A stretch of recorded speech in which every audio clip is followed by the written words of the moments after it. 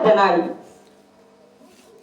আমি মসজিদে শুধু আলোচনা করব নামাজ, রোজা, হজ, যাকাত, এই বিষয়গুলো আলোচনা করলে, বিষয়গুলোকে আলোচনা করলে কেউ আমার বিরুদ্ধে যাবে না।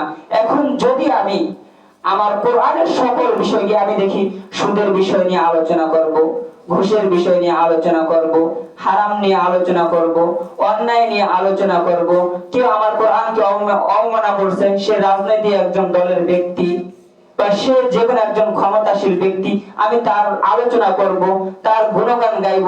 যদি করি তাহলে আমার চাকরি চলে যাবে, আমার রিজিক চলে যাবে এখান থেকে। অতএব আলোচনা করা যাবে না। কসম, আমি হকের মধ্যে নাই।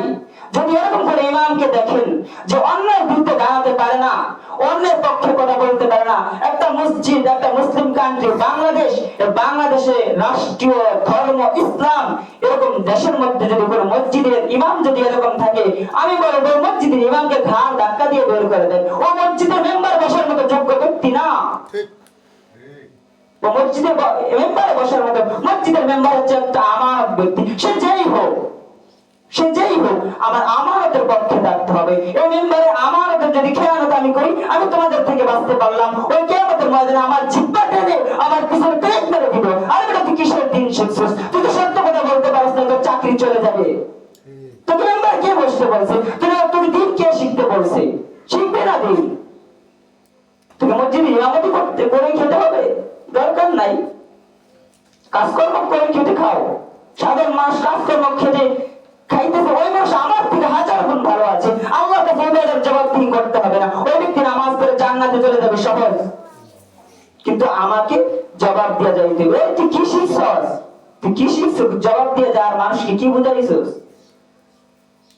তুই একজন মসজিদের ইমামতি করছিস, ফজর নামাজ পড়ছো, নামাজ পড়ে মসজিদে গিয়ে একটা ঘুম দিছো, 12টা বাজে বসছো বা 10টা বাজে বসছো, উঠে খানা খেয়ে গোসল টোসল করে জোহরের সময় হয়েছে, আবার জোহরের সময় আজান দিয়েছো, নামাজ পড়েছো, দুপুরের খানা খেয়েছো, আবার ঘুম উঠছো আসরের সময়, আসরের নামাজ পড়ে একটু হাঁটাহাঁটি করে ঘোরাঘুরি করে শেষ করে মাগরিবের আজানের সময় হয়েছে, আজান দিয়েছো, নামাজ পড়েছো, আবার সন্ধ্যার পরে একটু গল্প গুজবের মধ্যে কাটায় দিয়া এশারের সময় হয়েছে, আজান দিয়েছো, নামাজ পড়িয়েছো, আবার গিয়ে ঘুম। এর নাম কি মসজিদের ইমামতি? তুমি কি মসজিদের ইমাম হিসেবে সময়ের মর্যাদা দিতে পারো? একটু সময়ের মর্যাদা কত জিনিস।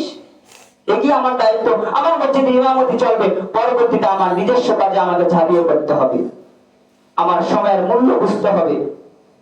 যদি আমি শুধু আমার কর্ম মসজিদের ইমামতিকে বানিয়ে নেই, ইমামতি মসজিদের কমিটি আমাকে বেতন দিব, এর বিনিময়ে আমি চলবো, আর বাকি আমার আর কোনো আমল নাই।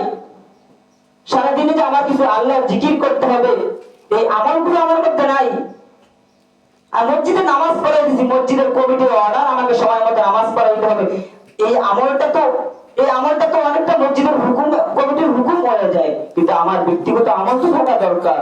আমি ইমাম, দেখতে হবে আমার সেই আমল আছে কিনা, এটা আমার দেখতে হবে। যদি আমি দেখতে পাই তাহলে আমি হকের উপর অটল আছি। যদি আমার নিজের অন্যায় আমার নিজের কাছে ধরা পড়ে, বুঝতে হবে হ্যাঁ আমি আসলে কিছু হকের উপরে আছি। আর যদি আমি যদি যেই কাজ করি এই কাজটাই সঠিক, আর বাকি যারা করে সবল অন্যায়, বুঝতে হবে যে আমি বাতিলের অন্তর্ভুক্ত হয়ে আছি, বাতিলের অন্তর্ভুক্ত হয়ে আছি। আমার আলোচনা নিয়ে ভাই অনেক সময় বলতেছি, অনেক সময় আমার আলোচনা নিয়ে বাইরে অনেক সমালোচনা হয়। আপনারা করেন, কোনো সমস্যা নাই, আপনারা করেন, সমস্যা নাই। এটা কেন জানেন? আজ আমরা মসজিদে ইমামরা জিম্মি হয়ে আছি, আমরা জিম্মি তাদের কাছে হয়ে আসি বিধে তারা আমাদেরকে জিম্মি করে নিয়েছে, এজন্য কোনো কথা বলতে পারি না। এক দলের নেতা কোরআনের বিরুদ্ধে কথা বলে, শরীয়ত আইন মানি না, এই তার বিরুদ্ধে কথা বলছে দেখিয়া ইমাম সাহেব অমুক দলের বিরুদ্ধে কথা বলছে। আবার এক এক ব্যক্তির জুলুমের অবস্থা নিয়ে বর্ণনা করি, ইমাম সাহেব অমুক দলের বিরুদ্ধে কথা বলছে। আরে ভাই, আমি কার বিরুদ্ধে বলি না, যে অন্যায় করছে তার বিরুদ্ধে বলছি। এখন আপনি দেখতেছেন অমুক ব্যক্তি অন্যায়ের সাথে জড়িত, তার এই আলোচনা করছি, এজন্য আপনি গুণাগুণটা তার উপরে ট্যাগ দিচ্ছেন।